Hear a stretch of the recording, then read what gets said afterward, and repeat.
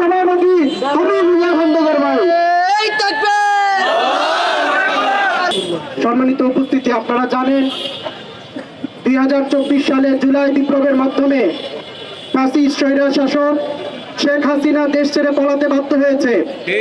কিন্তু এই জুলাইয়ের শহীদদের রক্তে দাঁড়ানো, জুলাইয়ের শহীদদের রক্তের উপর প্রতিষ্ঠিত সরকার, অন্তর্বর্তীকালীন সরকার, যেই সরকার এখন পর্যন্ত আমাদের হাদি ভাইয়ের খুনিকে গ্রেফতার করতে সক্ষম হয়নি। আমরা স্পষ্ট বলে দিতে চাই, খুনি হাসিনা পালিয়ে গেছে, কিন্তু তার দোসরেরা এখনো বাংলাদেশে চক্রান্ত করে যাচ্ছে। এই চক্রান্ত করার সাহস কোথা থেকে পাচ্ছে তারা? আপনারা যদি পদক্ষেপ না নেন, তাহলে বাংলাদেশের আপামর জনতা কাঁধে কাঁধ মিলিয়ে তাদের প্রতিহত করতে বাধ্য হবে।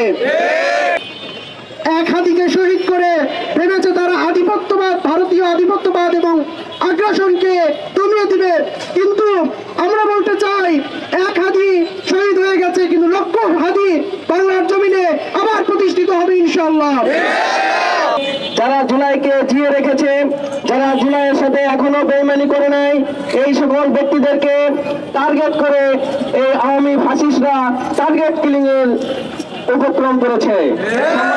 আমরা বলতে চাই, যে সকল খুনিরা শহীদ হাজি ভাইকে শহীদ করেছে, আমরা বাংলাদেশ ইসলামী ছাত্র শিবির সারা বাংলাদেশের সকল পর্যায় থেকে বলতে চাই, এই সকল খুনিদেরকে অনতিবিলম্বে গ্রেফতার করতে হবে এবং এই সকল খুনিদেরকে আইনের আওতায় এনে দৃষ্টান্তমূলক শাস্তির ব্যবস্থা করতে হবে।